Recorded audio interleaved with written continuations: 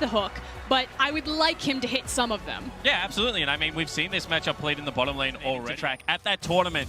It was actually hold the thought. First to fight in the bottom side, but they're on top of the Lantern. Teddy has to flash. A single auto would kill him, and that won't bring him down. But now it's time for the top side. Rooted in place.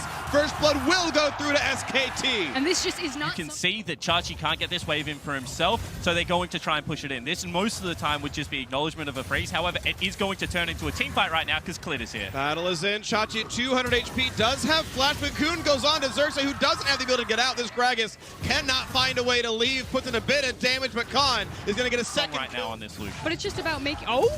Ooh, Flash gets him to safety, but over the wall! Kabe's there, flashes right back out. That was pretty. You had to get something, because what I was about to say is the fact that Splyce have now taken 2 different runs at SKT, and they haven't gotten anything, whereas when SKT make their plays, it is paying off with kills. But they hard forced that one, and now trying to force more. 3 versus 2 down here with the true shot, or the ulti on top as well. Can't play without the first one. There we go. Chachi claims the kill credit. Clit's trying to run. They've traded now. The first kill, second comes in. This is Splyce picking up a lot right now as Khan has to run the cooling on, but can't find the kill. A single auto would knock him down, and Splyce are firing. They're moving in. They understand they currently control the bot side of the map, and they need to start eating up these objectives to balance out the fact that Herald and Chachi are just getting pushed in. That route was at the right time. Figures himself up, but does he have a good way out? Owns the flash, but the CC comes in, and the Splyce 2-on-2 take down Split map. We assumed that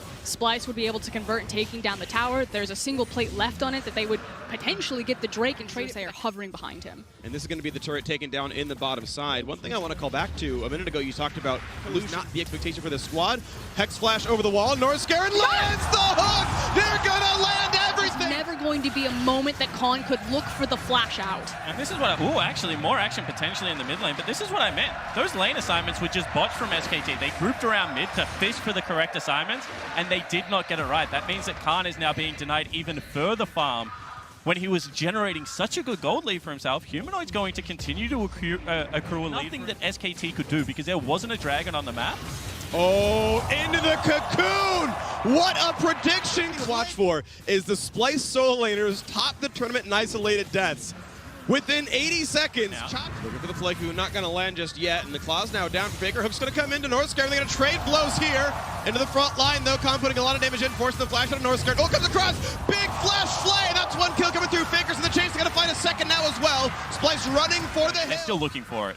All right, 3 versus 5. A lot of damage towards Humanoid. Faker first to mark that one, and the jungler. You got to find him. He's nowhere nearby. Smite cannot possibly come through. The Smite is there for Clit, of course, because their first 15 minutes are great. They have to play it. They have to play late game. They played SKT, and they play the LEC close, and then mid-game happens, and if you want to win a game, they got to take it to late game, because their mid-game, just sadly, it's not quite there. They're getting picked off, and SKT now have a lot of road to run with. I do like Splyce.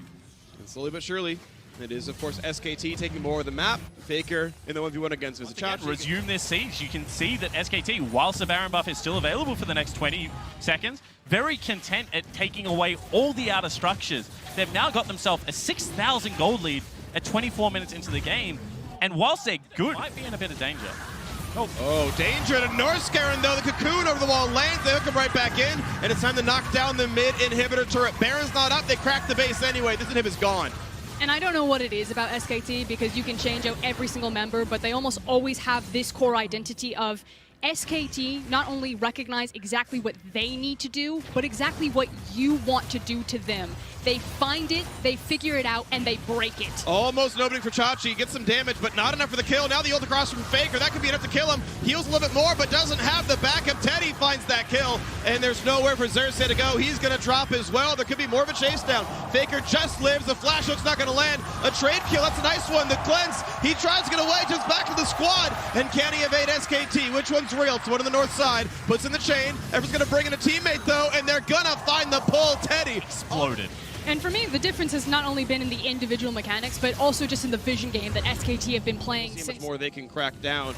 Middle inhibitor already dead. Chachi found out by Khan. That matchup was tilted so early and it's still paying dividends now. The fight on the bottom side. TP comes in looking to knock down Teddy. Can they kill him? Yes, they will. A 1-for-0. But can it be enough? Can Kave survive to put the damage across? They're still chasing down the opponents. Another kill comes in. The culling is there. Just barely can't kill the Kaisa. But a 2v4 is really hard to win. Zero's going to flash away to safety now as well. SKT still on the chase. Picker has a claw soon. And they're hungry for blood. Looking to go right through the mid lane. Looking again to maybe knock down Kave. Can't quite find him just yet, but they have the Nexus turrets in sight. 4v2 to push, and SKT, it's still gonna be a sub 30-minute win. The first 15 were fought valiantly, but SKT, the champions of Korea for a reason, pad the KDAs, add to the stats, 14-7 in kills, and the Nexus falls in game 1.